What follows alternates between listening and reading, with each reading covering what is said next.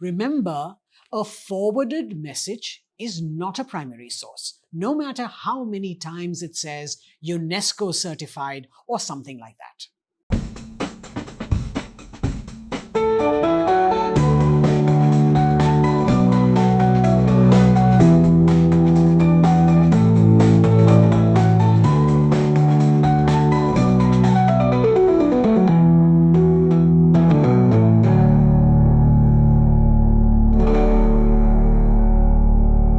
Namaskar. Welcome back to the series dedicated to helping our seniors navigate the vast and often bewildering world of the internet without losing our minds or our savings. In this video, we're tackling a question more perplexing than why your grandchildren insist on calling you Boomer Nani. Is the internet good or bad for us? Isn't it like asking if food is good or bad? A balanced diet is great for sure. But if you're exclusively eating cheese, or let's say deep-fried butter, you might have a problem. So instead, let's ask, how can we make the internet a more positive force in our lives? And no, the answer isn't by turning it off and watching Dekh by Dekh reruns. In this age of information overload, we need to sharpen our critical thinking skills faster than MasterChef contestants can chop onions.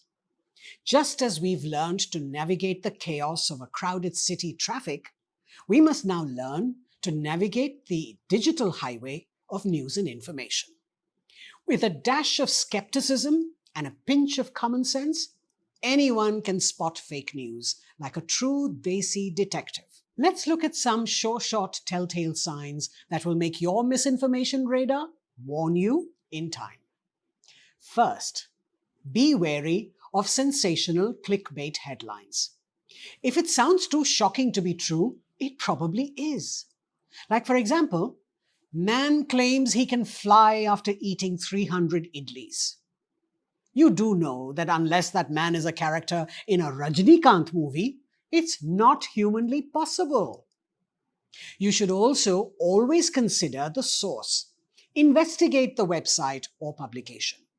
Check if it is from a reputable organization, or is it from mausiki-masaledar-news.com kind of fictitious site.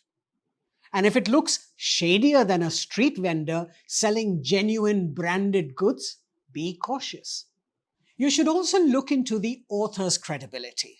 Research the author to see if they are credible and have a history of reliable reporting.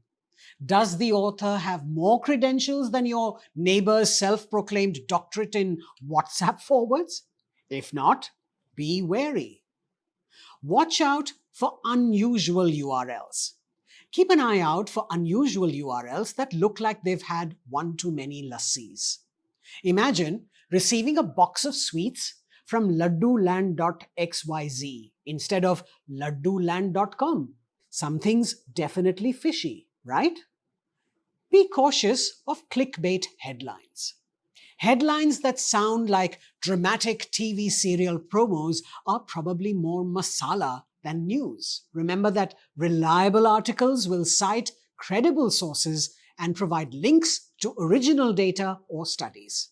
An article without sources is as suspicious as a recipe without ingredients.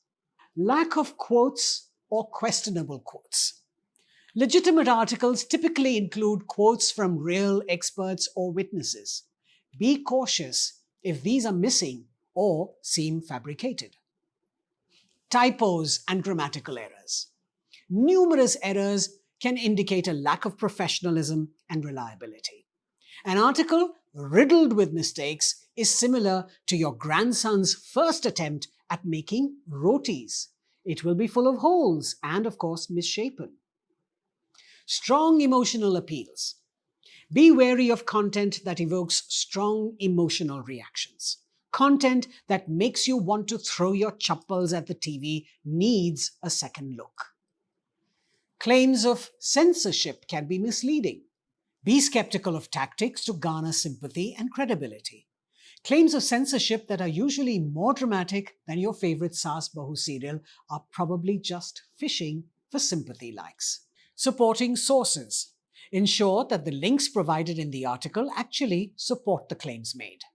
If the supporting links are as relevant as your uncle's cricket stories at a wedding, something's not right. Recognize the difference between primary versus secondary sources. Distinguish between primary sources that are first-hand accounts or original documents and secondary sources that are news articles and books to assess the credibility of the information. Remember, a forwarded message is not a primary source, no matter how many times it says UNESCO certified or something like that. Do check the date for current status. Ensure the story is current and relevant. Reposting old news can often be misleading. For example, reposting news of an earthquake from an earlier year as breaking news is not accurate. That's like serving last week's khichdi as today's special. Wait for multiple sources to report breaking news. In the case of breaking news, wait for multiple credible sources to report the same information before believing or sharing it. For breaking news, especially visuals, waiting for multiple sources is as wise as waiting for the pressure cooker's second whistle. Be aware of your own biases. Be aware of how your own beliefs might affect your judgment. Look for information that challenges your views as well as supports them. Check if you're agreeing just because it matches your views. This is crucial for you to realize your prejudiced decisions. Search language. Using neutral search terms helps in getting a balanced view, much like asking a shopkeeper for directions without mentioning that you're looking for a rival's shop. Question if the news is a joke or a satire. Sometimes outlandish stories are satirical in nature. Verify the site and the author to ensure that it's not meant to be humorous. If it sounds like a forwarded joke your friend would share, it probably is. Check if it is satire before panicking. Cross-posted content. Be wary of content that is shared across multiple platforms, as this can be a tactic to spread misinformation widely. Seeing the same story everywhere? It might be going viral in both senses of the word, popular and spreading disease-like. Spotting misinformation is akin to making the perfect dosa. It takes practice, but once you get the hang of it, you'll be a pro. Stay informed, stay skeptical, and as always, stay Saksham. And don't forget to watch our next video, where we'll dive into the world of fact-checking suspicious information. We'll equip you with the tools to verify the truth and debunk the myths. Until then, stay curious and stay safe.